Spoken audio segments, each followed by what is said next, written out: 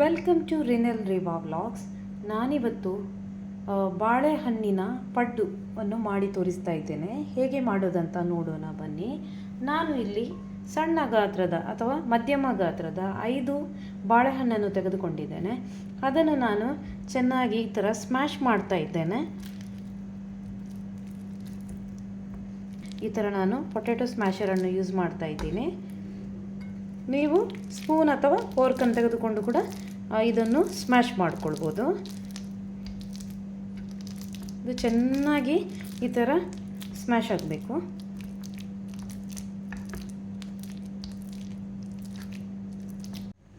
ನಾನು 1 ಕಪ್ಪಷ್ಟು ಬೆಲ್ಲವನ್ನು ತೆಗೆದುಕೊಂಡಿದ್ದೇನೆ, ಹುಡಿ ಬೆಲ್ಲವನ್ನು ತೆಗೆದುಕೊಂಡಿದ್ದೇನೆ.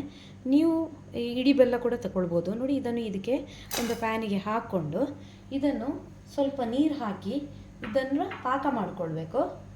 ತುಂಬ ಅಲ್ಲ, ಸ್ವಲ್ಪ ನೋಡಿ, ಸ್ವಲ್ಪ ನೀರು ಹಾಕ್ಕೊಂಡು ಇದರ ಪಾಕ ಮಾಡಿಕೊಳ್ಳೋಣ. ಅದು ಚೆನ್ನಾಗಿ ಕರಗಬೇಕು.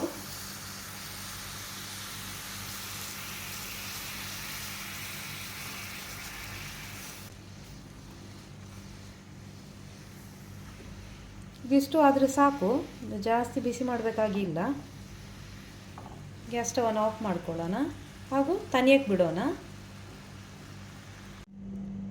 ಈಗ ಒಂದು ಬೌಲನ್ನು ತೆಗೆದುಕೊಂಡು ಅದಕ್ಕೆ ಸ್ಮ್ಯಾಶ್ ಮಾಡಿಟ್ಟಂಥ ಈ 5 ಬಾಳೆಹಣ್ಣನ್ನು ನಾನು ಹಾಕ್ಕೊಳ್ತಾ ಇದ್ದೇನೆ.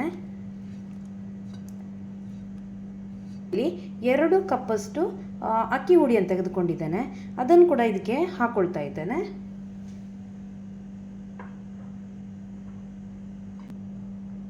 ಈಗ ಇದಕ್ಕೆ 1 ಸ್ಪೂನಷ್ಟು ಏಲಕ್ಕಿ ಹುಡಿಯನ್ನು ಹಾಕ್ಕೊಳ್ತಾ ಇದ್ದೇನೆ.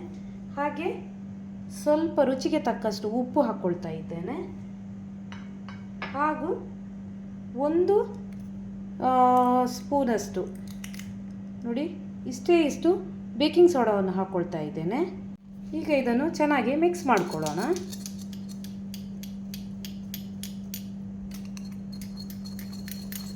ನಾನು ಮಾಡಿಟ್ಟಂಥ ಎಲ್ಲ ಬೆಲ್ಲದ ಪಾಕವನ್ನು ನಾನು ಇದಕ್ಕೆ ಹಾಕ್ಕೊಂಡಿದ್ದೀನಿ. ಈಗ ಇದನ್ನು ಚೆನ್ನಾಗಿ ಮಿಕ್ಸ್ ಮಾಡ್ಕೊಳ್ಳೋಣ. ಬೆಲ್ಲದ ನೀರನ್ನು ಮಾತ್ರ ಹಾಕಿದ್ದೀನಿ. ಮಿಕ್ಸಿಂಗ್ ಆಗಿದೆ. ಇನ್ನೊಂದು 10-20 ನಿಮಿಷಗಳ ಕಾಲ ಇಟ್ಟು ನಂತರ ಪಡ್ಡನ್ನು ಮಾಡೋಣ. ನೋಡಿ, ಈಗ ನಾನು 20 ನಿಮಿಷ ಮುಚ್ಚಿಟ್ಟಿದ್ದೆ, ಅದನ್ನು ರೆಸ್ಟಿಂಗ್ ಇಟ್ಟಿದೆ.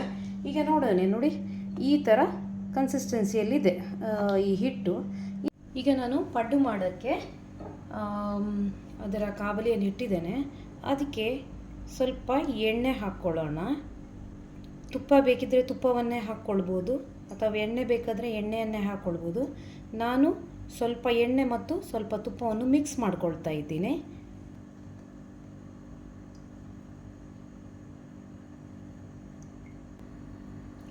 ಈಗ ಎಣ್ಣೆ ಚೆನ್ನಾಗಿ ಬಿಸಿಯಾಗಿದೆ. ಅದಕ್ಕೆ ಈಗ ನಾವು ಪಡ್ಡಿನ ಹಿಟ್ಟನ್ನು ಹಾಕ್ಕೊಳ್ಳೋಣ.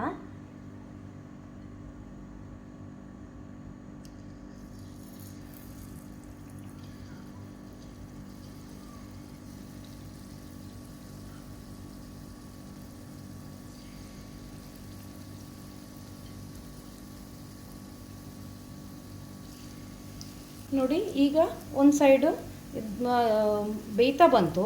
ಇದನ್ನು ಇನ್ನೊಂದು ಸೈಡಿಗೆ ಈ ಥರ ಟರ್ನ್ ಮಾಡ್ಕೊಳ್ಳೋಣ. ಸಣ್ಣ ಉರಿಯಲ್ಲೇ ಫ್ರೈ ಮಾಡಬೇಕು, ಇಲ್ಲ ಅಂತ ಹೇಳಿದ್ರೆ ಹೊರಗಡೆ ಚೆನ್ನಾಗಿ ಕಲರ್ ಚೇಂಜ್ ಆಗಿರುತ್ತೆ, ಒಳಗಡೆ ಬೆಂದಿರೋದಿಲ್ಲ.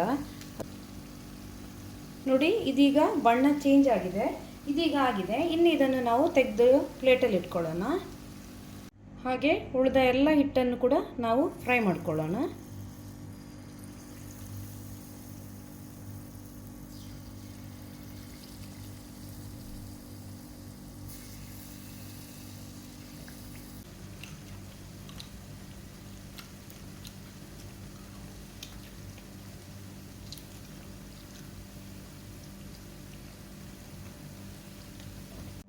ನೋಡಿ, ಇದು ಬಾಳೆಹಣ್ಣಿನ ಪಡ್ಡು ರೆಡಿಯಾಗಿದೆ. ನೋಡಿ ಎಷ್ಟು ಸಾಫ್ಟಾಗಿ ಬಂದಿದೆ ಅಂತ ನೋಡಿ.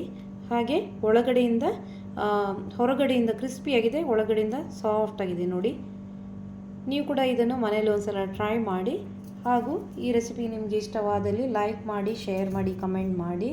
Thank you for watching.